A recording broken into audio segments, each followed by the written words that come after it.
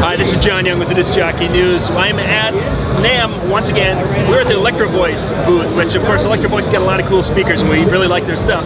But they got something new and I wanted to have Mike from Electro-Voice kind of tell you about it. He's got the ZLX series speakers here. Mike, these are brand new. Tell us about these things. Yeah, thanks John. Yeah, new for us at NAMM is the ZLX series. You may know that a couple years ago we launched LiveX. This is an entry-level point coming into our line, and what we've really developed here is really two models. There's a 12-inch two-way and a 15-inch two-way. Both are available either powered or passive.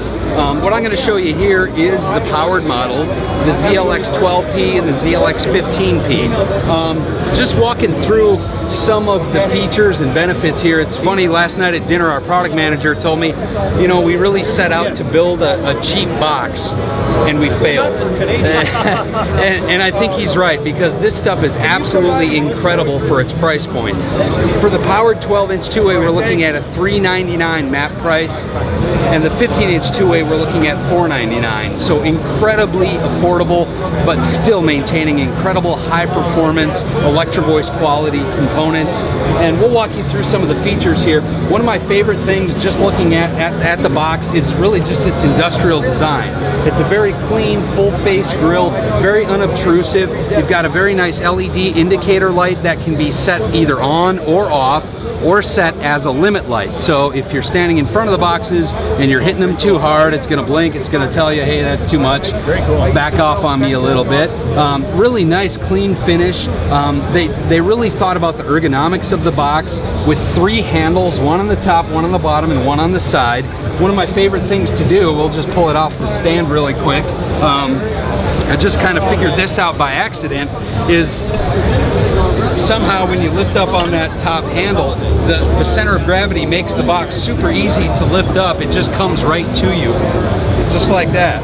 I mean, it just comes right to you as you pick it up, so you don't really have to bend over to pick up the box. So I really like that. Obviously it can be pole mounted, but in addition to that, we are making a U-bracket available for this box, where you could remove these handles, attach a U-bracket, and then fly it securely from a truss or mount it to a wall if necessary. Really well thought out. In addition to EV components, and what we're looking at on the back panel as far as the user interface are some really friendly DJ features, including an 1/8-inch stereo mini jack, so you can plug an iPod right in. Very, very easy. It's easy to miss, but it is there. Otherwise, you do have dual inputs that are combo jacks, either tip ring sleeve or XLR, that will accept either mic or line level inputs here. In addition to that, once we start getting into the DSP, that's where this box really takes off. And we've done some really cool things and made it very, very user friendly. Just at the main menu here, you'll see it will monitor the levels. So you'll see your input levels, and this will change to a limit light as well. So if you're behind the boxes and you're hitting it too hard, that'll show as a limit light. But once we dig into the user interface, there's some really cool things that we can do. Right out of the gate, you've got some different settings for the mode. Now the mode setting is really kind of generic presets that we develop for most general applications. You've got a music setting for general music playback, pre-recorded music. A lot of DJs will probably use that setting. There's also a live music setting that will do some things with the EQ of the box to make it more appropriate for that. There's a speech setting, so if we're just using it for a wedding ceremony or whatever that may be, it'll help accentuate that mid-range, really cut those vocals through the crowd. There's also a club setting, which accentuates the low and the high frequencies, kind of getting you that boom sizzle thing. So there's a few settings there. In addition to that, we also account for the location. There is a pole mount setting, which obviously is where a lot of DJs are going to use that. There's also a monitor setting. So if you're laying it down on the ground, there's a 55-degree monitor angle cut into the box right here.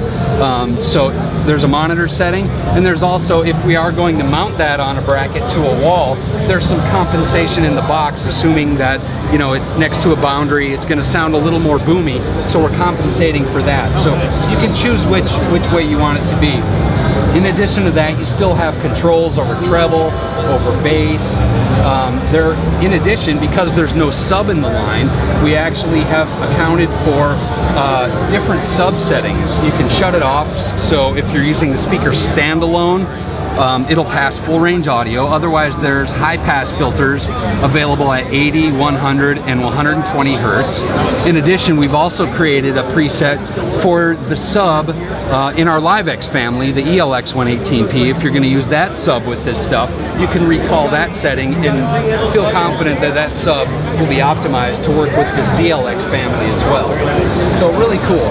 There's other controls as far as turning the LED and the contrast, things like that, but in the end we're doing a lot more DSP, giving you a lot more control, but still a very, very simple user interface right out of the gate. So in addition to that, we've got obviously inside the box, if we're looking at some of the EV technology behind it, there's a patented design that we originally implemented with our Tourex loudspeakers years ago, but we're seeing it trickle down into this family, and that's our split baffle design here. You'll see that the horn is actually coming out a little bit from the box, and that serves two purposes. First off, inside the box, it puts the woofer and the high frequency driver in the same physical plane. So we're physically time aligning those drivers so the sound is arriving to your ear from both of those drivers at the same time. In addition to that, because we've created that gap there, it serves as a port for the box, and we don't have to put a port anywhere else on the box, thus being able to make it a little more compact but still getting that full range sound. So one other thing we can do is then actually bring these drivers closer together a little bit and get better summation between the two, sounding like a single point source. It's not sounding like the highs are coming from here and the lows are coming from here. It's sounding like one natural wavefront arriving to your ears. So covers will be available as well, obviously. Again, the ZLX 112P, ZLX 115P, ZLX 12P, ZLX 15P, and both are also available passive. But the powered versions are $399 and $499 and should be available at your retailers at the end of April 2013. Very good. Thank you, Mike. We will put a link to EV and a lot of their new speakers in the description below, so check those out. This is John Young with This Jockey News.